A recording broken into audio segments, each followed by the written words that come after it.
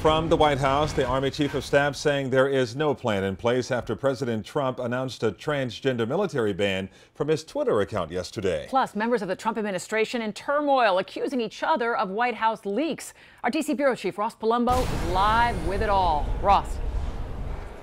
Well, Laura and Calvin, first we have some breaking news to report to you here from Capitol Hill. 4 Republican senators just coming forward saying they cannot vote for the skinny repeal that's on the table as it's written.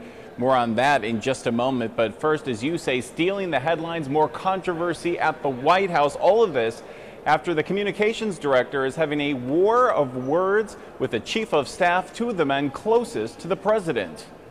I think the president, as always, enjoys healthy competition and conversation, and he sees that as such. The White House calling it competition, but others saying it's just more controversy. The fish stinks from the head down. Speaking by phone, new White House comms director Anthony Scaramucci defending his tweet, mentioning leaks and Chief of Staff Reince Priebus's name at the same time, and then dropping this bomb. So if Reince wants to explain that he's not a leaker, let him do that. Meanwhile, on the Hill today, on the president's conflict with the Attorney General after calling him beleaguered and weak, Senator Lindsey Graham now dropping this. If Jeff Sessions is fired, there will be holy hell to pay.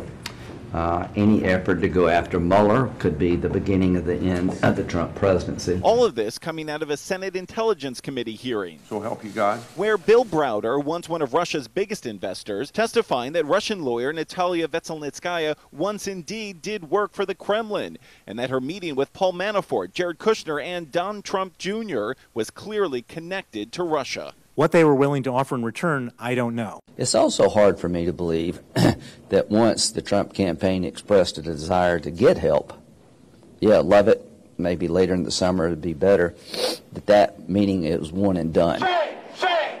Controversy over the president's new transgender ban still raging. Today, confirmation that the Joint Chiefs of Staff were also surprised and that no plan is in place. We have not put anything out.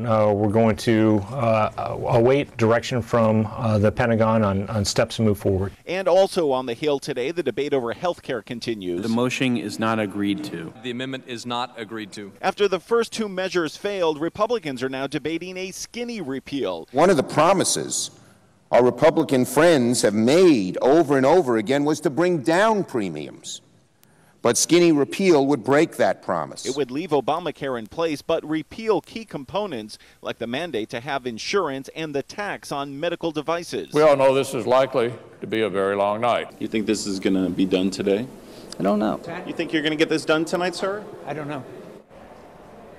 Well, no one yet knows when it'll all get done by. A live look right now at the Senate floor. They have briefly suspended debate on health care because now they're doing the final vote on those Russia sanctions. In 12 minutes, that vote will be completed and they'll be back to health care. As I said at the top, 4 leading senators now come forward saying they cannot vote for this skinny repeal. As it is written, they held a press conference just a few minutes ago. Take a listen. It's time we sat down together and came up with solutions that the American people overall would support.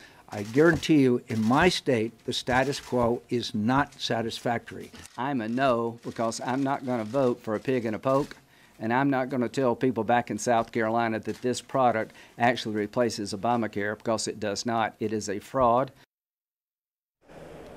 Well, Laura and Calvin, the big problem that they have is the skinny repeal as it's written, they say is a no-go. They want assurances that once this goes back to the House, it'll be worked out in reconciliation in conference so they can add additional measures. As it stands right now, they say they don't have those ironclad assurances. So right now, 4 senators throwing a wrench into all of this. As it stands at this moment, skinny repeal cannot pass. What a saga playing out tonight. It's looking like that August break may get shortened too. All right, Ross, thank you. And for the latest on